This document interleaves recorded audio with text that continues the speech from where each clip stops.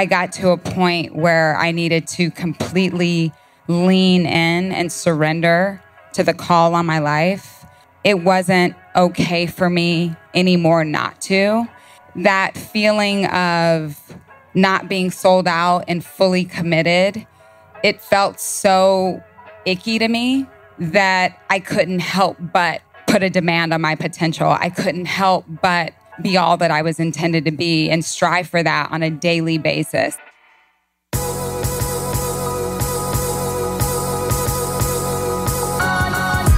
You're listening to the Almost 30 podcast, hosted by Krista Williams and Lindsay Simsick. Almost 30 started as a conversation about the transition from our 20s to our 30s. But then we realized life is full of transitions. So we expanded our mission.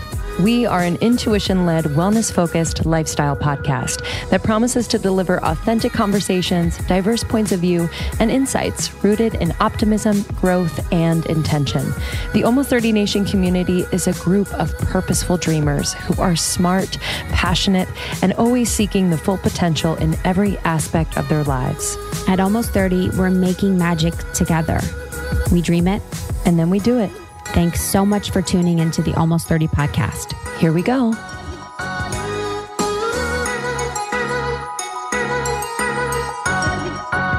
Hello, everyone. Welcome to Almost 30 podcast. It's your girls, Lindsay and Krista, and we're super excited to bring you a special bonus episode.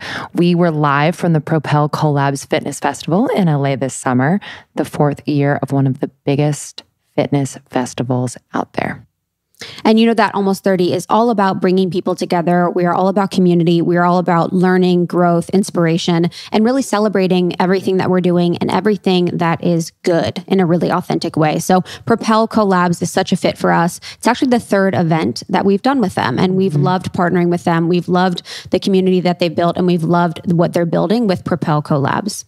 And we were so lucky to interview leaders in fitness and all over mind, body, health, and wellness, and are excited to bring you this series every Friday, powered by Propel. These episodes are 30 minutes, but packed with inspiration and just really grounded, insightful conversations. And we could not be more excited. Yeah, they're a little bit different than our style. So it's more question answer style rather than conversational. But I loved how impactful these interviews are. So we are pumped. And our first interview is the lovely Manuel-Davis. Angela is one of the world's top cycle instructors, and she has been on tour with Oprah for her Super Soul Tour.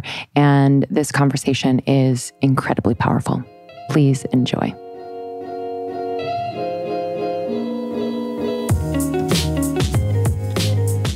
We wanted to create, a place for people to feel a little less alone, So we're not gurus, we're not experts, we're learning right along with you. So this conversation today, I've been looking forward to this for quite a while. When I heard Manuel-Davis was on the roster for us to talk to, I've admired Angela for years now. We worked together formerly, and I just have always seen and felt her light so deeply. And I know you will too this morning. She is a former elite athlete. She is a motivational speaker and one of LA's I think the world's most in-demand indoor cycling teachers.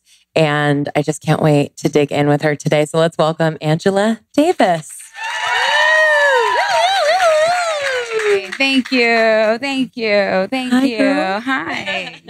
Hi, guys. Hi. I'm so excited. I am too.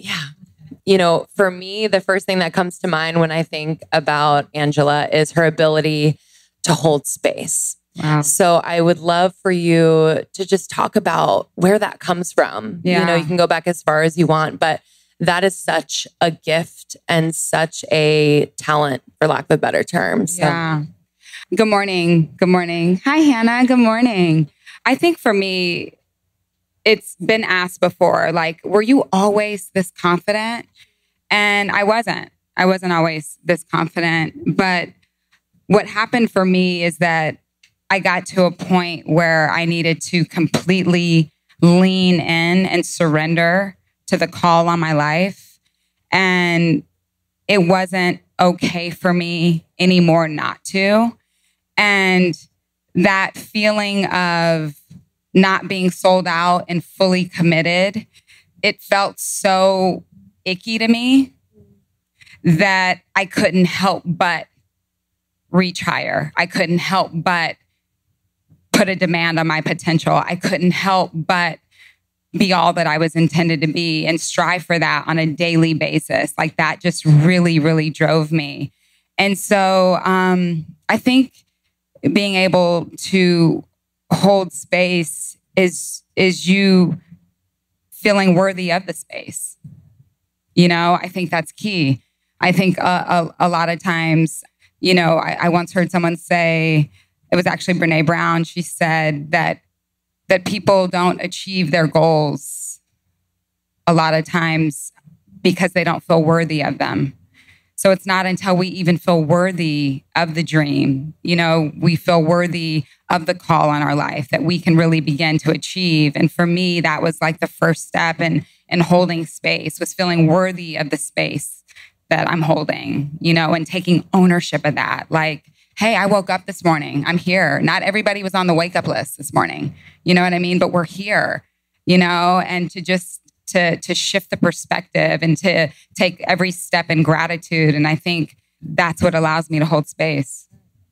That gave me chills. It's also, for me, the ability not only to hold space for myself, but it also puts the responsibility on me. So it's the radical responsibility that it's all my responsibility to feel worthy, to make myself feel that way, because I even struggle with that now, you know, with our podcast, the ability to feel worthy of being in this room with amazing people all the time. So I'm so glad you said that. That was really, really beautiful. I've taken your class at Soul. It was like church, honestly. I was like, oh, wow, this is quite, right? Who's taken her class? Quite the experience. I was like on at 12. I'm like, I will get in. And I somehow got in. Honestly, they were like, it was like a holiday weekend or something. I don't know. I was waiting in the back. I would love to hear about your journey there and how, you know, your process to become the top instructor there and your process to really find your groove and differentiate yourself among some of the best in the world. Well, not everyone knows this, but my father was drafted out of high school to play professional baseball. So he was a professional baseball player all of my life. And he ended up coaching in the major leagues and managing in the major leagues. And in 2000, he was manager of the year. He has a World Series ring with the Florida Marlins. And he was just this extraordinary coach and this extraordinary manager. And they would compare him, you know, to like a Phil Jackson. Like he was really, you know, philosophical. And he was just this brilliant coach. And his whole idea and intention behind being a Major League Baseball manager and coach was, I have to get the man to be as great as the athlete. So here I am, here I'm talking as I'm him. So he's saying like, here I am managing these Hall of Fame athletes, these amazing athletes. But how do I help promote that father, that man, that brother? So we can't just have a great athlete and a not so great man. Like, what is that? They need to match. They need to match, you know? So that's kind of where I come from as a coach. It's not really about you on a bike. It's not you, you know, in a room, in a boot camp setting. It's how does that translate to how you are in your life?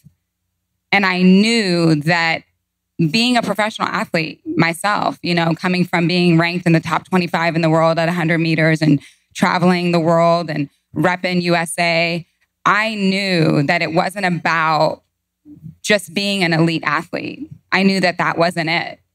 I knew that there wasn't going to be fulfillment in that. I knew that who we are on the inside needed to match those achievements and those accomplishments that we make. And for me, physicality and movement and coaching was the vehicle to get someone to see that and to understand that and to make that connection. And so that's where I come from. And that's the heart and the intention behind how and why I coach the way that I do. Your history as an elite athlete just kind of brings up for me the idea of attaching to an identity. And it sounds like you were able to not do that, but I'm sure you had moments where you did. But in terms of, as a coach and coaching human beings, do you see people attaching to a certain identity? And how would you say, if someone just says they are, well, I am a nutritionist, and that's kind of how they attach themselves to their life. How would you coach them into really embodying the true essence of who they are, of attaching more to their soul rather than to that title?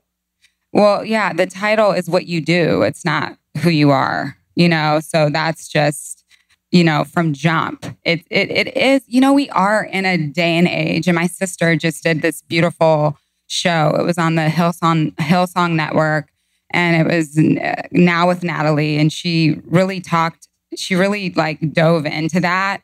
I did an episode with her, but it was talking about a lot about the false identity, and we're kind of in a day and age where like follows and likes and like attached to all the wrong things that we think make us who we are, interesting, or we find validity in or worthiness in. And that's just not it. Like, you can be extraordinary at something and not a good person. What's that?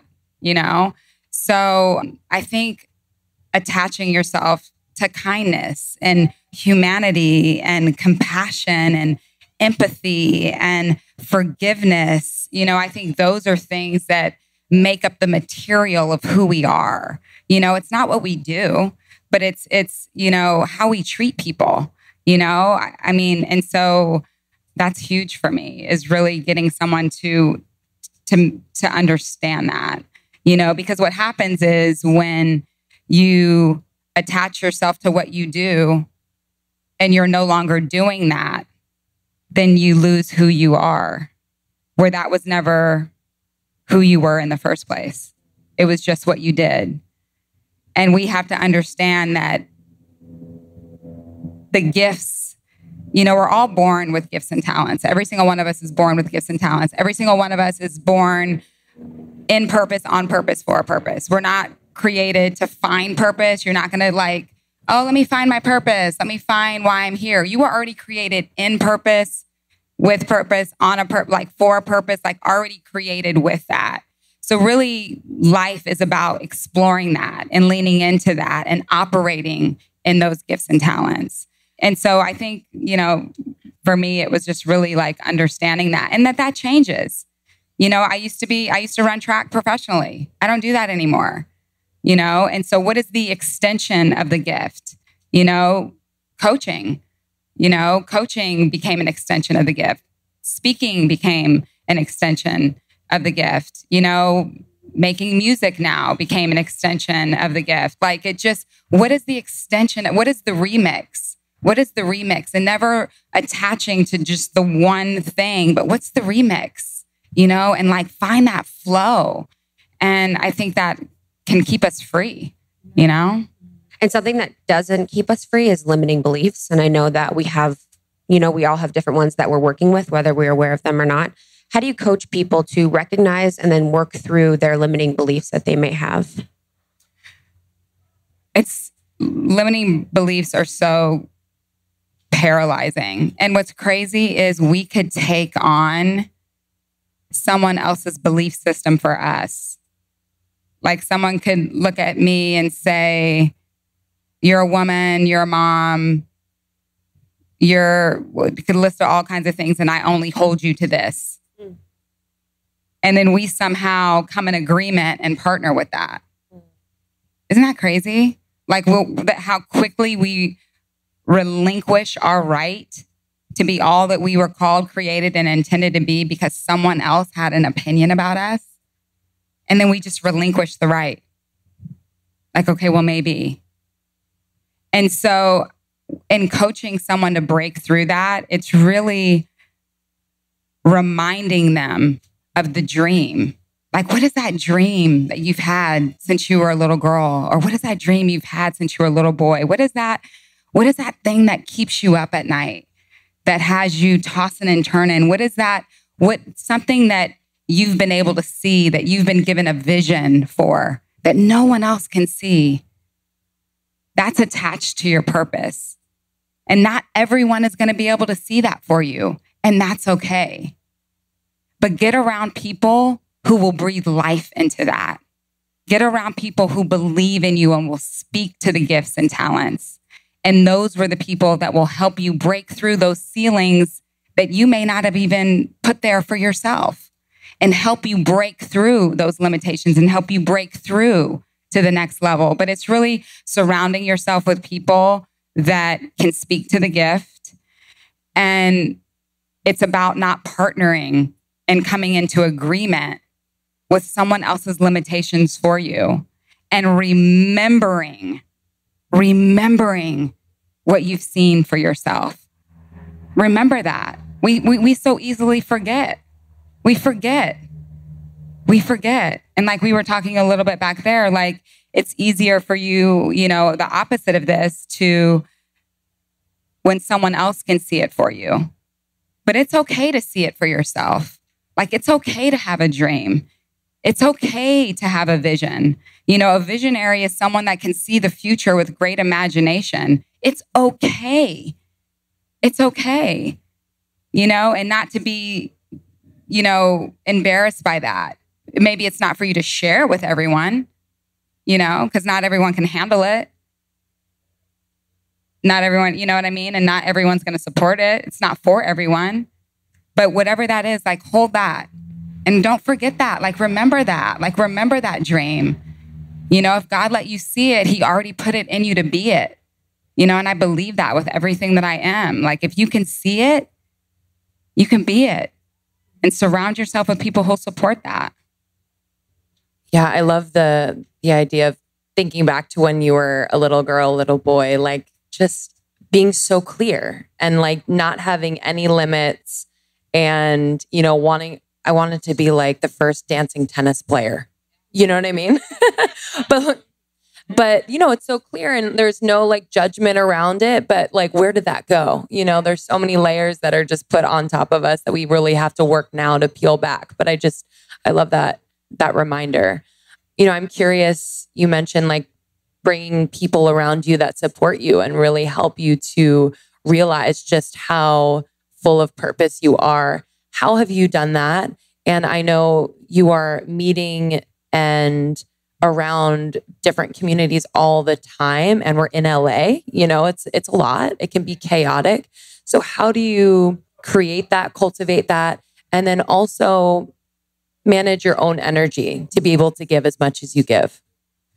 That's a good question. I think what connects us, first of all, we were all created to commune. Every single one of us is created to commune. It's not like we're created to be isolated and by ourselves. We are created to commune. And the thing that brings community together is cause. Sharing a cause, sharing an intention. And I think that's what's so beautiful about the communities that I am a part of in Los Angeles, is that there is a cause and there is an intention, and we are working towards a higher expression of ourselves, and we're holding each other to higher. You are the total sum of the 5 closest people to you. So being mindful of the people that you put around you, and are the people that are around you, are they poking holes in your boat? Are they rowing your boat? Are they in your boat and rowing your boat? And when you can't row, they're rowing. And so I'm really selective with who I choose to be around, and not in a way that I feel like better than or anything like that, but I'm just really, really selective of my time and my energy, because what I do matters so much. Not who I am, what I do matters so much. And I know that I need energy to do what I do and to be excellent at what I do. And have you ever been around people where you leave them and you feel like icky? Okay, well, they're not. That doesn't work, right? or if you've left people where you feel like better, like we just have to pay attention to, and I pay attention to that. I'm really sensitive to that. And I know that maybe hanging out or doing something that energetically is going to cost me more than I'm willing to spend. And so I'm okay with saying no. I'm okay with that. I'm probably a lot older than a lot of you guys in here, and I'm just okay with that. Like, I'm okay with no. No is, a full sentence. Can you? No. No. You don't even have to go into whys. And we always want to put something on it. Like, we always trying to put something else on it. No. No. And just being really okay with that. Like, really. I need to go in the mirror and just be like, no. Really okay with that. I think we can all practice our no's. I make the longest no's ever. I'm like, well, maybe if I, and then just say no. One thing that I've noticed too is when I am on my self-care game and I'm, really being thoughtful about it, it does include no. And no is kind of where it starts for me. No to everyone and then kind of a yes to myself. No is a yes to myself. Can you tell us about your self-care routine? My family really feed me. My family feeds me. And so self-care for me is being able to be with my people, being able to be with my family. People who know me really well, I'm kind of the worst with texting or on my phone because I don't have my phone by me. I'm not that great on Instagram. I don't even know how to do Insta story because if I'm with you, I'm with you. You know what I mean? And I'm sure it'd be better for my life and my brand if I were to do that. But my love language is time. And so if I'm with you, I'm with you, and I'm just going to be in the pocket with you. And so self-care for me is being with people that breathe life back into me, and that just feels really, really good.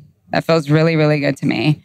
And self-care is sleep, as a mom and a wife and a working mom. Sleep is important. Eating good, like really bad food bothers me. Like, bad food is the worst to me. It just is a waste. Like, so like really eating good food, being around people I love, being able to sleep until my body says it's time to wake up. If I can get that in, that's self-care for me. Speaking of your family, I know your husband's here and you have two beautiful boys. What have your kids taught you? Wow. My kids are so different, like completely different. My little one teaches me freedom. He's free. He still lets his stomach hang out. He eats what he wants when he wants, and he just leans into life. He's just free. Where's the good time? And if it's not around, I will be the good time. I will make it the good time. And he has taught me that freedom. And my oldest child has taught me grace. He just has grace. He's thoughtful. He's kind. He has manners. He's really excellent at what he does. He's very gifted. And he has a grace about him when he moves in and out and through the world.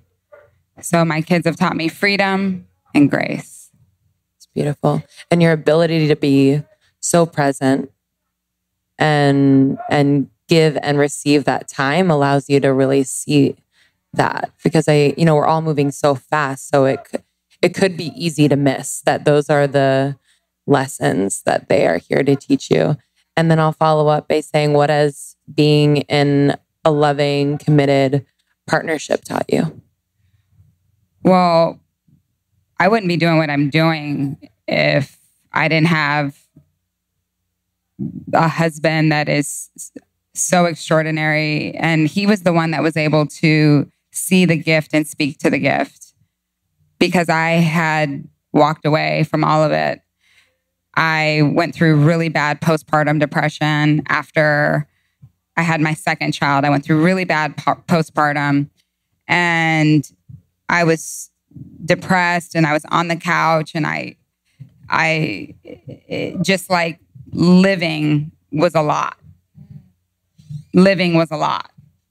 And, you know, just the weight of the day, I couldn't even get off the couch. There were days where I just couldn't even get off the couch, and I was breastfeeding, and I'm like, I got kids, and he was the one who said, you are an encourager and the world is waiting for you. I just went down the street and talked. There's this yoga and spin studio down the street. I just went down the street and I talked to the owner. They're waiting for you. And that is literally like how it happened. He started to speak to the gift and was just like, And he just did it in a way that was so kind and so loving, where I was able to receive it, you know, because someone could love you and you're not able to even receive it, right? But he did it in a way where I was able to receive it, and I was able to hear it. I was able to hear, oh wait, wow, you're right. That is who I am, and I lost it, you know. Like I am an encourager, you know, and so I think that's everything. I think having someone that loves you and knows how to love you. I think you being willing to receive love and give love and a beautiful partnership, and you having someone that can speak to the gift and see the gift even when you can't, is key. Yeah, and I think that ties it together too with the limiting beliefs, in the sense of you could attach to others' limiting beliefs of you. You can also attach, you know, to their vision for you and the beauty they see in you. So that's such a beautiful mirror. How can we best support our family, our community, our friends? You know, I think that's such a beautiful example of the support that he had for you, seeing the best in you and seeing your gifts when maybe you couldn't because of postpartum. How would you recommend for people to support others? I think the best way for us to support each other is to search for the good in each other. Like, you're going to find what you're looking for. Every single one of us will find what we're looking for. If, you know, someone is standing in front of us and we, you know, go to nitpick, we can like find every little thing that we want to say that is wrong. But if you search for the good, you know, if that's your lens, if my lens is to search for the good in people and my community and situations and speak to that and breathe life into that, I think that's how we support each other. We speak to the good, we speak to the gift, and we hold each other to higher. You know, friends don't let friends settle. Like, if you have people in your life that don't call you out on your stuff, that's not your friend. Friends don't let friends settle. I don't want people in my life, like in my tight group, that won't call me out or hold me accountable. Like that, what does that do? That doesn't serve me and that doesn't serve anybody.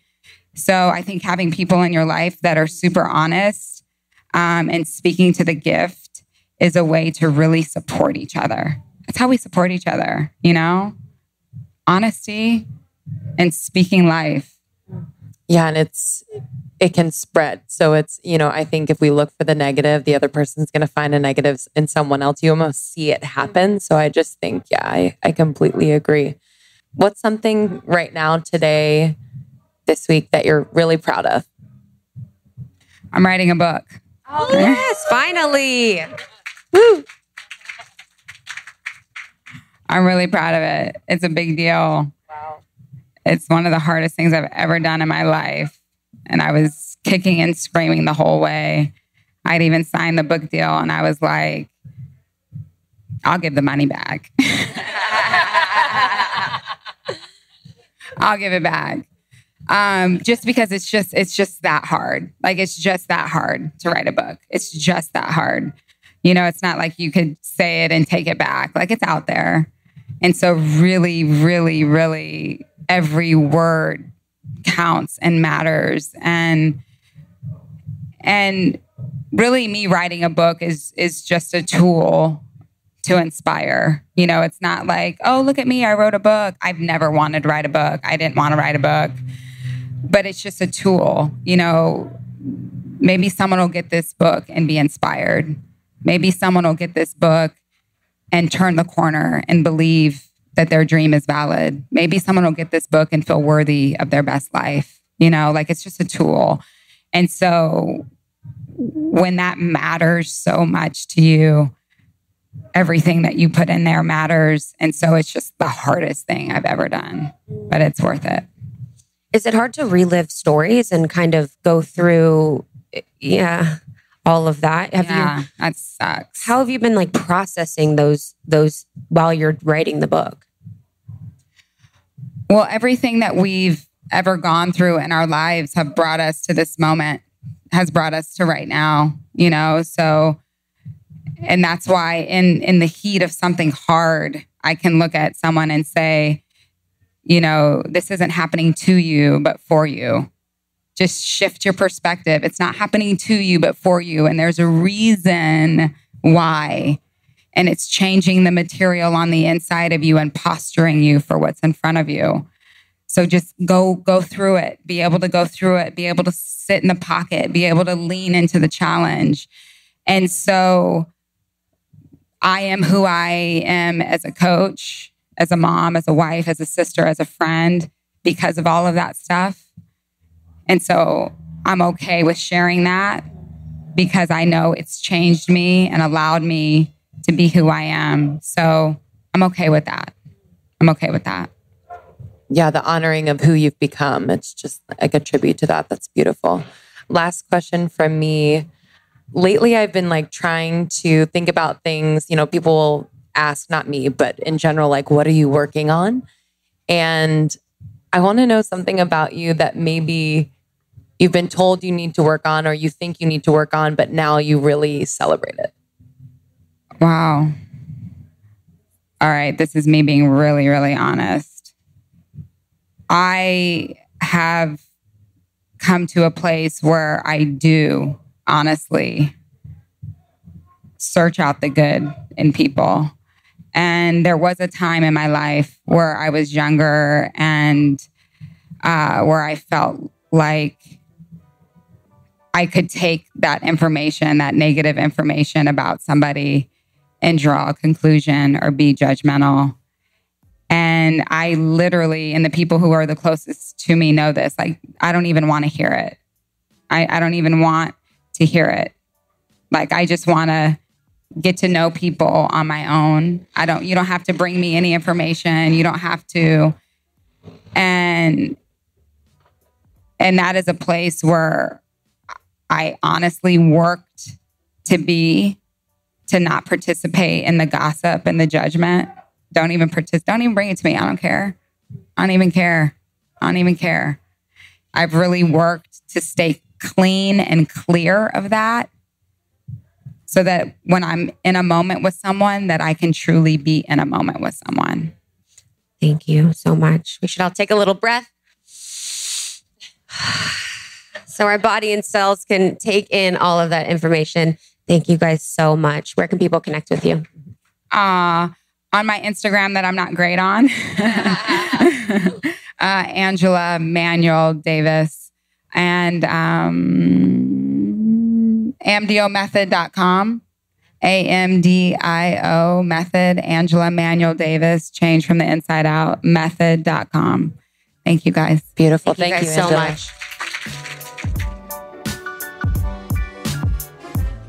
Thank you so much for tuning in to the Almost 30 podcast live at Propel Collabs this summer in LA. We will see you on the next one. You can connect with us at almost30podcast.com and almost30podcast on Instagram.